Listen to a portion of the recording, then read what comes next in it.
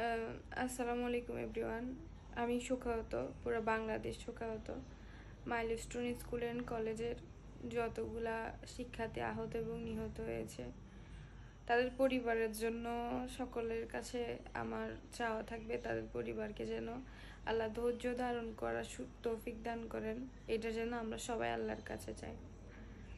আমার না কালকে রাত থেকে বুকটা ছটপট ছটপট ছটপট ছটপট করতেছে। মানে আমি যে তাদেরকে নিয়ে একটা পোস্ট করব বা আমি যে তাদেরকে নিয়ে একটা ভিডিও করব, ওটা মানে আমি পারতেছিলাম না। আমার সামনে ছবি আসতেছিল, ভিডিও আসতেছিল, মায়েরা কান্না করতেছিল, এগুলার ভিডিও আসতেছিল। ইভেন কি আজকে সকালে আমার ছোট বোনকে যে আমি আপনার পরীক্ষা দিতে পাঠাবো, তাকে যে ডেকে দিব, ওই টাইমটায় আমার মনে হচ্ছিল যে কি আজকে যদি তাকে পরীক্ষায় না পাঠাই, মানে পাঠাইতে ইচ্ছে করতেছিল না আমার।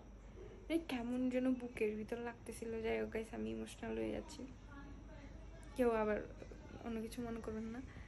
মানে এগুলা চোখের সামনে আসলে না নিজেকে ধরে রাখা যায় না, কেমন যেন মানে কি বলবো, কেমন যেন লাগতেছে। মনে হচ্ছিল কি আমি যদি আমার শরীর থেকে এক ব্যাগ বা এক ফোঁটা রক্ত যদি আমি কোনো একটা স্টুডেন্টের শরীরে দিতে পারতাম, হয়তো আমি নিজেকে শান্তি করতে পারতাম বা নিজেকে মানে নিজে একটু ধন্য হতাম। এক ফোঁটা রক্ত যদি কারো শরীরে আমি দিতে পারতাম, কিন্তু দুর্ভাগ্যের বিষয় এটা আমি করতে পারতেছি না। তো সকলের কাছে আমার একটাই অনুরোধ থাকবে, বিমান বাহিনীর কাছে মাইলস্টোন স্কুল অ্যান্ড কলেজের শিক্ষার্থী এবং ছাত্রছাত্রীরা 7টা দাবি রেখেছে। ওই 7টা দাবি যেন বিমান বাহিনীর যারা আছেন তারা যেন ওই 7টা দাবি বাচ্চা কাচ্চা এবং শিক্ষকদের জন্য রাখতে পারে। এটার দাবিতে আমরা সবাই মাইলস্টোন স্কুল অ্যান্ড কলেজের সাথে থাকব। জুলাই আমাদেরকে কি দিয়েছে? 24শে জুলাইও আমাদের লাশ দিয়েছে, 25শে জুলাইও আমাদের লাশ দিয়েছে। কেন জুলাই? তোমার কাছে কি আমরা লাশ চেয়েছিলাম? কত মায়ের বুক খালি হয়েছে। যাক, 25শে জুলাই আমি কারো পাশে থাকতে পারছি না, তো সকলের কাছে এটার জন্য আমি আন্তরিকভাবে দুঃখিত। দূরে হয়ে গেছে গাইস, আমি যদি ওই জায়গায় থাকতাম না, বিশ্বাস করেন আমি বাচ্চাদের পাশে থাকতাম। আমি না কেমন কেমন যেন লাগতেছে, আমি মানে বুঝাইতে পারবো না।